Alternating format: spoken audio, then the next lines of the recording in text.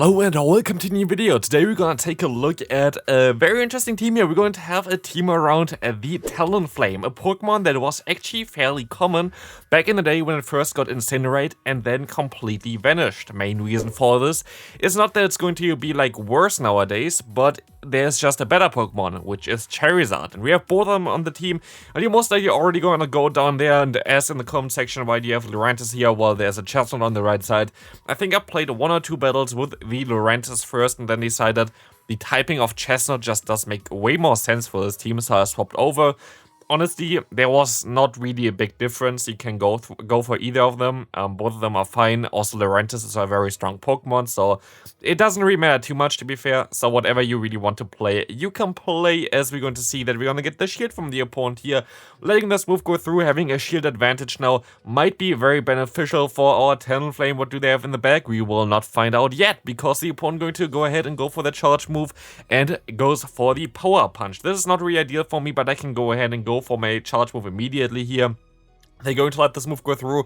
Then we're going to see the Frost Ice in the back. And this is actually a common theme that I have seen, at least in the current meta.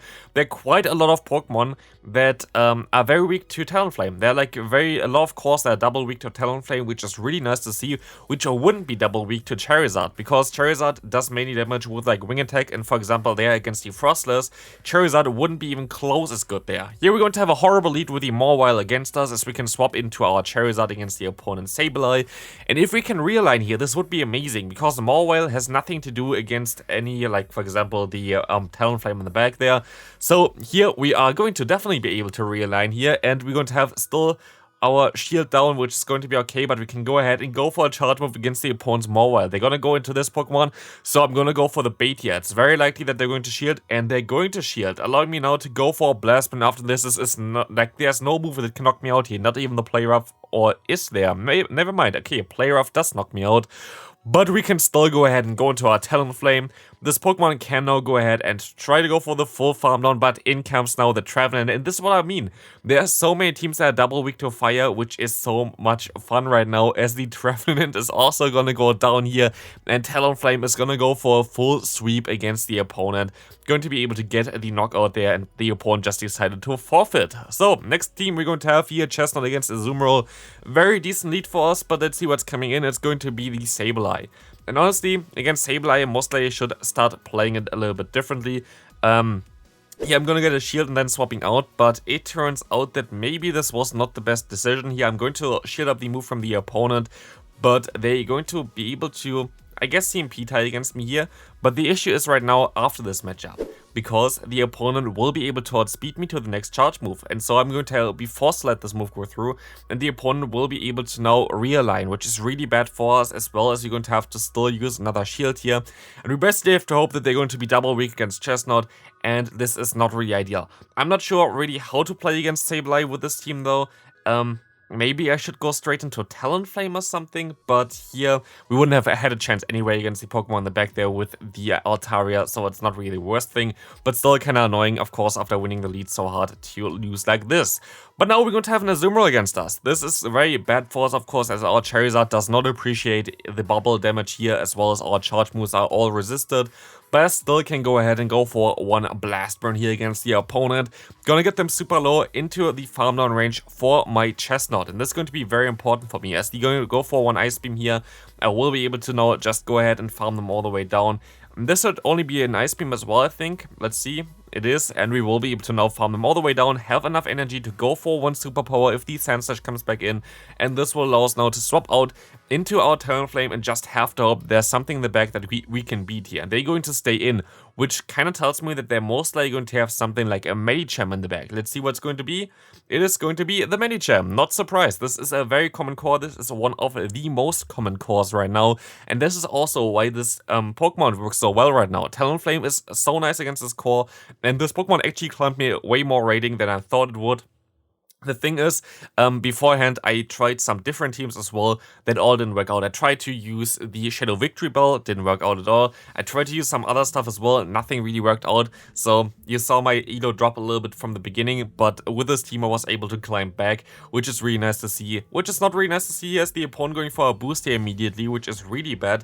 As they're gonna go for the bait here, as the opponent can go for their own charge move. I'm kind of forced to go for a charge move here as well, and hope that I can knock them out with a Blast Burn here. Hope that they think that this is a Dragon Claw only. Let's see. They're going to let this move go through, which will allow us to farm them down here right now. Now, with the Chestnut, we're going to be able to go ahead and go for the Frenzy Plant. This is going to force a shield from the opponent. So far, so amazing. Going to be able to realign, which is really good for us. As I most likely going to go for the Surf here, as we still have a shield left. Surf coming through, and in comes now nothing, because he can just go for the charge move, and this is going to allow us to knock them out. We're going to have the Stunfisk in the back, and I can go ahead and go for the charge move here. I want to try to catch the move, didn't work out at all. But in comes now, of course, the Rock Slide, but it doesn't knock me out, and now I can go still for one Flame Charge. This Flame Charge does not knock them out, but I'm gonna put them into range for one more Incinerate, and we will be able to win this game here, as the opponent had no chance anyway, as we still had a move start with our Chestnut. Next opponent, horrible lead for us. We're going to have the Pidgeot against us, and this is exactly what we don't want to face, especially with an Azumarill in the back. Completely hard countered so far, definitely not what I want to see, and the Blast Burn still going to do some pretty decent damage against the opponent at least. But yeah, Azumarill seems to be way more common nowadays, which is very interesting. Maybe some poison action might be very decent again nowadays, but here we're going to see that the opponent can go for one play rough, going to knock us out. In comes the Chestnut, and I will be able to just start farming them all the way down here with my Chestnut. Play rough coming through, going to go through as we can go ahead and go for one super power against the opponent's Pidgeot. This is our only chance here of getting any kind of advantage here, as you're going to get some damage onto the opponent. I'm going to call the bait here, because there's no way that they're going to go for the Brave Bird here, and of course they're going to bait, as we're going to be able to go ahead and at least get like a one more attack buff here, after we are already debuffed twice before. But they can now go ahead and go for another one here. Maybe I should have let this move go through as well, but honestly, no, I shouldn't have. It's the Medicham in the back. I think the counter damage would have been too much to deal with anyway, as we are not able to now, we're not really able to swap out in time either. I'm gonna be able to go for one Flame Charge here. I have to swap out, and I have to try to get to a charge move, which didn't work out at all. I think if I went for the superpower there, if I got there, I would have been fine, but of course, with this lead, it's a little bit tricky to come back from those games if you have like literally hard counter lead and hard counter save swap. So like literally, we had the Flying type in the lead and Azumarill in the back. There was nothing I can do about this. Next opponent, Flying type in the lead. Let's see what's coming back in there in the back. We're going to have the Lanturn in the back. What a surprise. Again, not really ideal for us. We're still going to be able to go for one Blast Burn here, which is going to do a lot of damage actually against the opponent, like way more than you might expect. Actually, I played the Shadow Charizard at tournaments as well, and I was able to two-shot Lanturns with Blast Burn, which is just really cool to see. In comes now the Thunderbolt. We're going to have to let this move go through, and our only play here is to farm them all the way down. We need to get as much energy as possible. They're going to go for another Thunderbolt, but we can farm them all the way down now. We're at exactly 100 energy, as we can go for one superpower, and we're of course going to swap out after this move coming through, as now we're going to have them into range where maybe the Talonflame is able to do something. I'm going to go straight for the Flame Charge here, because I need to get as much damage as possible here against the opponent. They're going to call this. Great play by the opponent, by the way. This game would have been over already if I went for the Brave Bird here instead. But they're going to go ahead and now go for the Ice Punch, allowing me to go for another charge move here. And I feel like I'm going to be kind of fine. I should be able to farm down after this one and get my shield back then. Let's see. I can use another shield against the opponent here. As the Psychic is coming through, I will be able to now... Oh, we're going to get out the Noctowl. I wish I got the extra fast move through there still. This is so annoying. But we still get another move through here, which is kind of nice for us. But just barely not going to be able to knock them out there with the superpower, most likely after seeing the first damage we did there. And it's just literally a few HP. This is so sad to see. Super close after losing the lead completely hard here. Next opponent, horrible lead for us again. We have the Deoxys. Deoxys is going to have coverage of basically the entire team here, which is not really ideal. But we're going to be able to go for one Frenzy Plant and force the opponent with this to go for one Psycho Boost here to maybe debuff themselves. But no, they're going to go ahead and go for the Thunderbolt instead. That's a very bold play by the opponent, as they can go ahead and go for one Superpower, going to get the shield. And we're going to try to swap out, which did not work out at all. So I'm going to let this move go through and hope that I can now knock out the opponent maybe with my Charizard plus my Talonflame combo. They can't have something like Bastion in the back anymore, otherwise I have no chance here of winning this at all. as the opponent gonna go for one charge move here, going to be the Ice Beam, and I'm going to swap out, and I'm going to try to go ahead and go for the Brave Bird, but the opponent gonna outspeed me here first, as I'm going to be forced to let this move go through as well. Doesn't do as much damage as other Pokemon, and I'm gonna go for the Flame Charge here. I actually think I should have went for the Brave Bird instead, maybe, but no, actually, no, it's fine. This is going to allow us now to go for 2 Flame Charges, going to buff our attack by 1 stage here, and in comes now the Deoxys here, where we can go ahead and go for the shield, as we have a boost here in our attack. In comes the Sand Slash, and there's going to be game, as now we can go ahead and go for the Flame Charge, going to do a ton of damage. You can swap into our Charizard and farm them down with one more fast move there, winning us this game. Honestly, Talonflame is sweeping left, right, and center. This matchup was super weird, because this is not a Mew that is running the usual moveset. Usually you're running Surf plus Wild Charge.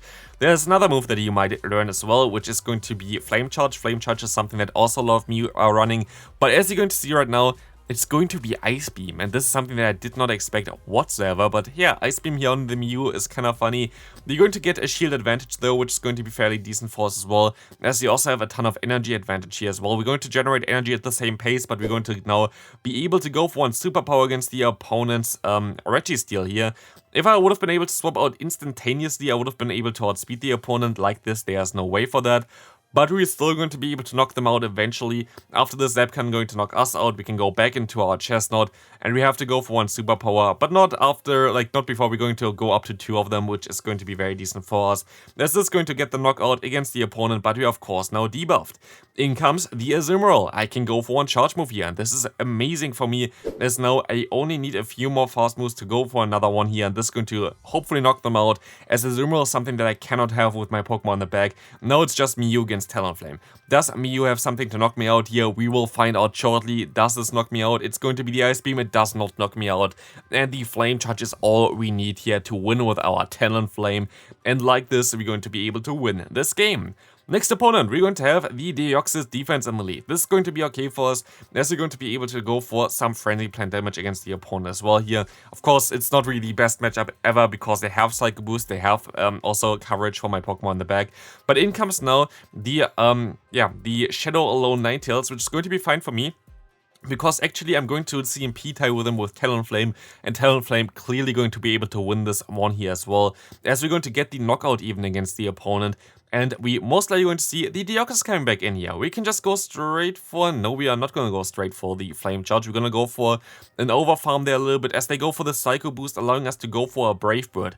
There's no reason for them to really shield this, so that's definitely the way to go. But no, they're actually going to shield this, forcing them to throw another Psycho Boost here, basically immediately going to knock me out, but I can go into my Charizard, as we're going to see a Noctowl coming in against us.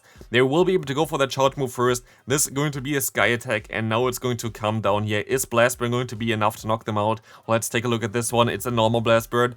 It is not enough, but we can still reach that Dragon Claw in time, which is really important for me, as I now have to swap out immediately and hope that I can go for the Frenzy Plant.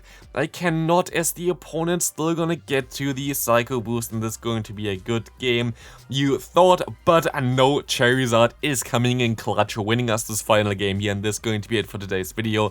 I hope you enjoyed it. If you did, please leave a like, and I'll see you on the next one. Bye bye.